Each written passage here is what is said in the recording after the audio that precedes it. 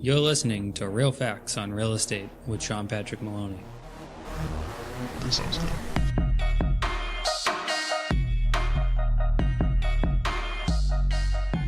Welcome to episode 9, Marketing 101. I'm your host, Sean Patrick Maloney. Thanks for joining me this week. I can't wait to talk to you about marketing. It's one of my favorite subjects. I'm often heard saying we're a marketing company that just so happens to be good at selling real estate, because I really believe that the most important job in real estate is marketing. So let's talk a little bit about what a personal brand is and what branding is in general. When I first got into business myself, I really didn't understand the value of branding. Used to think it was kind of funny to see a Coke sign on every window and every door and say, what the heck are they doing? Like, how do they make money? How does that sell them a soda? But what they did is they branded themselves. And something that's happened that over the past about 10, 20 years now is personal branding. And what is a personal brand? A personal brand is somebody that you see on Instagram or Facebook or any other type of social media platform, including YouTube, where the person has actually branded themselves to where you see the person and you think of what they do without anything more than just a picture of them, or you see the video pass by and you immediately think, oh my God, that's Grant Cardone. He's the 10X guy, or whatever the person has built themselves up as. And it's amazing what this can do, especially in the world of real estate. We actually have been personal branding in real estate since basically the start of real estate, in the fact that agents were always depicted in photos with the properties, as well as, your local realtor on the magnet on your fridge that has the tide chart on it, maybe a sports schedule, all those different personal branding items. And it really started to speed up when it came down to social media and the availability of photos and videos to be placed everywhere online. So personal branding is actually the most important thing you're going to be doing as a real estate agent. So I'm going to talk to you today a little bit about some of the different platforms that personal branding goes on and why you need to build a personal brand. I have a funny story to get you started. Recently, I hurt my leg pretty bad and I ended up on crutches. So on my way up the stairs one day, a guy looks at me and he says, "Hey, I know you." And I look at him and I'm like, "I'm not sure that I know you." And he's like, "Oh, I definitely know you. How's your leg doing?" And he kept asking me these questions and I realized he knew me from Instagram. He had seen so many of my videos that this person actually thought they knew who I was as a person, but they really had never met me. So that shows you, even in a quick little funny story like that personal brands really work. And he knew that I did real estate and he knew a lot about me. So I'm going to teach you how to build that personal brand over the next couple episodes that I talk about marketing. But for now, let's talk about the different places that you can build a personal brand. One of the most famous that's become really, really pressing into the forefront of marketing is Instagram. Instagram is a heavy visual social media site. If you're not familiar with Instagram, I'm not sure who you are, so I'm not going to describe it too much, but it's a place where you can put photos and hashtags as well as descriptions. Instagram is something you should be using as a real estate agent. You should be putting up properties, you should be putting up photos of yourself out on the job, in the job, and then also one thing that's not being done enough is you should be sharing other people's content, as far as if you have a home inspection going, the home inspector's name and all that information, as well as if you have something like you stop at a restaurant and it's a local scene, you want to show that you're a local knowledge base. So showing other restaurants or different things that you're doing throughout town, maybe at the kids' sporting event or something else like that. Great way to show that you're locally involved and a locally part of the community. Facebook is another one that's really popular right now. Facebook, I think, will stay popular for a while. It's important on Facebook to remember, yes, you want to do a little personal branding on your own personal Facebook, but it's really important to create a business Facebook. That way there, you're not constantly bothering your friends and family with work. Make sure that personal brand is on your regular Facebook. But again, when you create the business Facebook, that's where you can constantly be posting your solds, your for sales, your under agreements. You might even show a whole catalog of different houses that you've sold or put under agreement. Maybe links back to your website, inviting them to look at an open house page. A lot of different great ideas that can be done on Facebook. You can also pay for ads on any of these platforms, but at least get started on just posting on the regular. On Facebook and Instagram, it's really important that you have consistency, and Facebook makes this easy with scheduled postings. The other thing you can do with Facebook and Instagram, because they're the same company, is you can actually tether the two together so that when you make an Instagram post, it goes up on your Facebook. I would suggest doing this to minimize your amount of effort that it takes to put up posts, but also not to think like, I'm just going to put up posts on Instagram and they're going to go on Facebook. Because why would someone go from one of your social medias to another if it's that stale? You want fresh content for each. It's okay to share content between the two, but definitely make sure each one has fresh content that when people go there, they see something different. Don't be afraid to use the little features too. Make sure that you're using the emojis. the hashtags, and also mentioning other people in the post. Remember, one way to grow your total following is to ride on other people's followings by mentioning them. Twitter is something that some agents use. Twitter is an interesting thing. It's really a tough network to understand why people like tweeting and why they like reading tweets, but the reality is they do like reading tweets. Today I was reading an article that talked about doing Twitter and using less than 100 characters in the average tweet. It seems like a lot of people come off of Facebook, which is pretty text heavy, and they want to go over there and they want to write something text heavy. You want to cut down the amount of text in it. The other thing is Twitter is able to host where you post from another social media account. I don't recommend doing this. I recommend creating your own tweets that go specifically for what you're talking about at the time. Do also include links in this. Sometimes linking back to something such as a blog may be a good idea. Let's talk about LinkedIn. LinkedIn is something that a lot of people undervalue. A lot of us don't really use it, but business professionals do. I was at the bar yesterday having a pizza, and a gentleman walked up to me and he said, "Hey, Sean, what's going on?" There's a past client that was a landscaping client of mine when I used to own a landscaping brand, and he said to me directly, "I follow you on LinkedIn all the time. Things look like they're going really well over at the brokerage. I love your blogs." So it was showing me that I was engaging him when I didn't even realize I was engaging him. A lot of people hear all these different social media platforms and get intimidated. I'm going to stop real quick and give you one piece of advice. Only do what you do well. So if you can run one Facebook and you run it great, and you think by adding Instagram it's going to dilute, you're not going to have enough time for the two, then do one great Facebook. But if you can do more the merrier. But again, don't let quality go down over quantity. Make sure the quality stays up and make sure that you're using the features based on what they are. On LinkedIn, it's a long-form content type of network. Sharing long-form content can be a little bit painful as far as having to actually create it, but don't be afraid to find other blog posts and other writers that you like their material and share it just to show that you're educated, that you're reading about it, and that you know what's going on in a certain marketplace.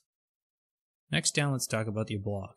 Blogging can be an important tool. Some people like to vlog, which is a video blog. Some people like to blog. Other people want to run a podcast. We'll talk about the podcast in a little bit, but let's talk about vlogging and blogging. What you want to do is you want to create content that's relevant to your business or relevant to the local community. Creating a great blog or a vlog can be a really, really important tool that your clients will go back and they'll look at and they won't even realize they're looking at marketing. What you need to do is make sure it's content rich and that it's valuable. Don't be going on there and just reading down a top 10 list that anyone can get anywhere. Go down the top 10 list and create some unique content. Create things that people feel like when they leave, wow, I got some value for that. When you're giving away value, people will come back time and time again. And they'll also start to realize that you're an authority in the subject that you're talking about. And a vlog uses video. Video is one of the most powerful tools we have in all of personal branding, as well as all branding and marketing right now. Video is captivating. If you create a good video, someone's going to watch it. At first, when we shot video back in the day, we used to go to shoot as long as we possibly can. Now, depending on the subject and depending on where you're posting it, on Instagram it might be as short as 30 seconds. Facebook, you might go as long as a minute, 2-3 minutes. And on YouTube, you might end up creating an entire long video. You want to make sure wherever you're placing the video that you're paying attention to the people that are on that network and how much video they want. There's nothing wrong with creating a teaser on your Facebook or Instagram that runs them over to your YouTube to see the whole video. Make sure you put heavy content in the teaser to bring them over to the whole video, but don't give them so much that it's not worth watching the video. Bringing them from social media network to network can be difficult, so don't think that you're going to get everyone in. So remember, you want to put enough content on that micro video that if someone saw it, it isn't a waste of time, that they've gotten something from it, and that they're able to use that video to gain themselves something. One common form of video that we have now is drone video. Drone video can be a great personal marketing thing. Sometimes when agents are listing a house for sale, they think that their listing presentation, the whole video and photos, is just to sell that house. It's actually to sell your personal brand. It's to show other sellers and buyers that you know what you're doing and that they should work with you, that you create such great videos, such great content that people swarm the house. I see so often that I go on a listing and the person doesn't have any video. Now, let's talk about Zillow real quick with this. Zillow allows a free video that if you use an iPhone, you can load on site during the time of filming it. Gives you 2 minutes where you just do swiveling views of the different rooms in the house. By doing this video, it pushes you to the top result on the listings, so it's easy to see why you should do it. If you don't have an iPhone, you do have to load it through a video vault, but again, it pushes you to the top of the listing, so why would you not want to do that? And it also makes your client say, hey, this person's really working hard to make sure that my house is being best demonstrated. Lately, because we use the video vault, we've been loading our drone tours in that video, which makes a really nice feature because then people are seeing the drone tour and we're getting a top spot. Photos are another place. It's crazy. I can't believe there's agents out there saying, well, I have an iPhone 10, I can take photos with that. Who doesn't have an iPhone 10 or who doesn't have that? But you know what we all know? What a cell phone photo looks like. And it doesn't look like a professional photo. It looks like a cell phone photo. Because guess what? If you think your iPhone 10 is great, well, look at a Canon D5 or some other commercial level camera and see what they can create. See what happens when you actually put a full flash on and not just a cell phone flash. See what happens when you have a wide angle lens that doesn't make it disproportionate and that isn't a panoramic photo. I am embarrassed for some agents to see their listings. I can't believe they call that branding and marketing.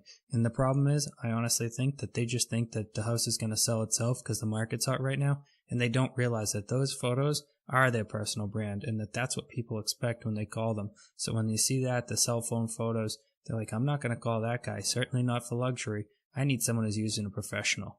I need somebody who's willing to spend the money. So showing your clients that you're the guy that's willing to spend the money on the marketing and branding with these photos and videos is really going to grow your business. Another place to grow your personal brand is your circle of influence.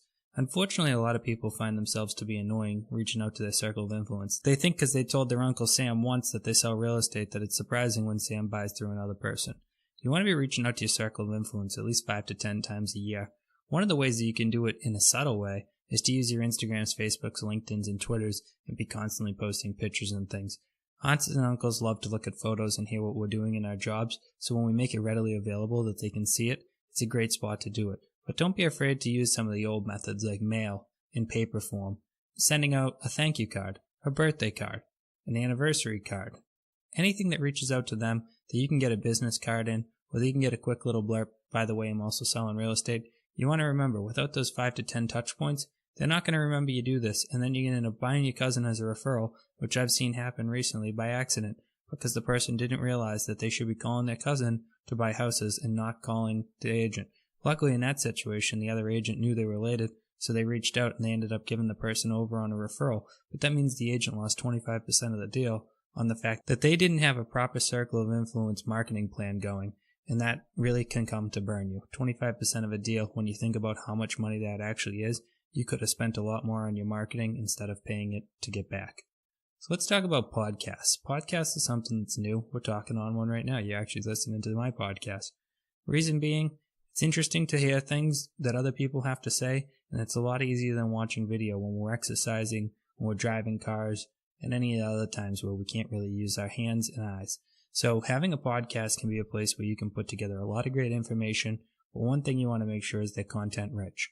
A lot of people want to get on there, they think they're Joe Rogan or some other famous celebrity and that they're just going to shoot the shit with people and that people are going to listen. Well, I hate to break it to you, you're a boring person, so you're better off to find some subjects that people enjoy.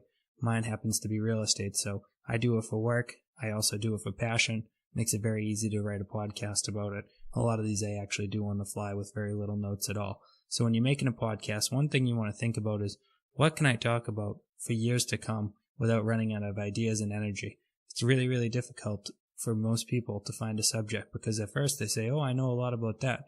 But you get about 5-8 weeks in and they have nothing to say except for to start back at the beginning. If you have a true following, they've already listened to those. So you're going to have to be constantly changing and manipulating your subject. It's okay to be redundant in some ways. You know, after every couple months, it's okay to go back and touch on a subject and to elaborate on it. But to endlessly beat the same thing is just going to chase your fans away and send them elsewhere. A podcast that goes over a lot in real estate can gain a lot of fans. One suggestion I would have is market reports. Market reports are interesting to everybody, especially on the hyper-local level. The other nice thing about taking up your time with some market reports is those can be redone because the market report will be updated each time you do it. So you could probably even throw a market report in once a month without getting in trouble for it. Or you could do different neighborhoods every week just to have 3 to 5 minute segment of market reports that end up adding some content that bring in local buyers and sellers to your podcast. Let's talk about open houses. Open houses is somewhere where you can build a personal brand. You're going to be talking one-on-one with buyers and sellers. Yes, I said buyers and sellers. What do you mean sellers? Well, believe it or not, before a lot of sellers put their home on the market, they go around to open houses and pose as being a buyer. What they're really doing is interviewing agents, and you didn't even realize you're on an interview. Don't be afraid of this. Realize this is a great thing. It means that if you put your best foot forward during these open houses, you're going to attract more sellers. So make sure that you're fully marketing your open houses. This includes Facebook marketing of an event, signs out front, balloons, food and drink for when vet guests come, and maybe even some other creative ideas like a giant sign out in the front yard like a windsock or all these different things. Don't be afraid to be different. Doing what everyone else does is vanilla, and not everyone wants vanilla. Everybody has a flavor they like. So as long as it's vanilla based, that most people are going to like it. So make sure you keep it somewhat average, but at the same time, everyone loves chocolate chip cookie dough over vanilla. Next, let's talk about listings. Listings, we've already been kind of talking about them when we talked about photo, video, open houses. Remember, your listings is the biggest way to leverage your personal brand. It's the place where you have more info than anybody else. When you have a listing, you know the secrets. There is no calling somebody else for questions. The only person between you and the seller is you. You're the one who can get any information, which means you can leverage very hard off of putting your houses next to your face, which makes people realize that it's your house, your brand, and your listing. So never, ever, ever take it lightly when it comes to listings. We'll talk real quick about TV. TV and radio are a common thing for bigger businesses. Some of the smaller businesses fret away from them, or they say it's only online and in person for me.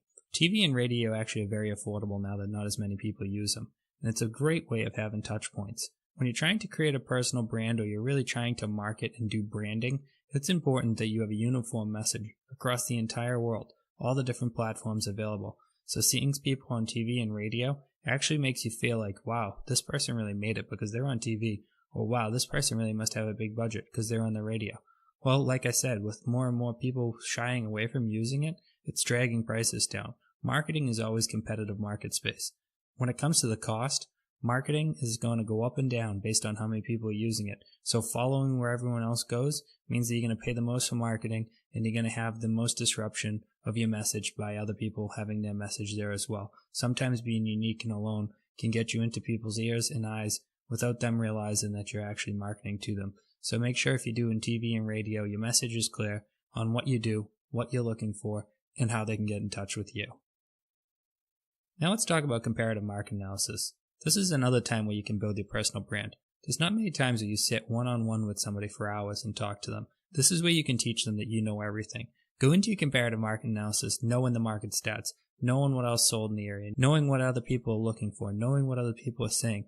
This comparative market analysis, you can go in with a listing presentation where you build up your brand. You want to include your bio in it, your photo in it, as well as what you do for marketing. This is a great personal brand builder when it comes to the one-on-one level. In real estate, we're not working like some businesses where we have to meet millions of people. We ultimately want to meet as many people as possible, but what we need is solid relationships. So remember, building that one-on-one personal brand is going to be one of the strongest ways to create a referral client and to get somebody that's going to talk to you about everything. The last thing we'll talk about today is the big profiles. And what are the big profiles?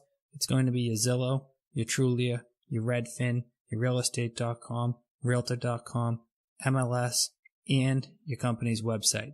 There's a place on each one of these where you have a place to put a bio, you have a place to put a photo, and now, even better, you have a place to put a video bio.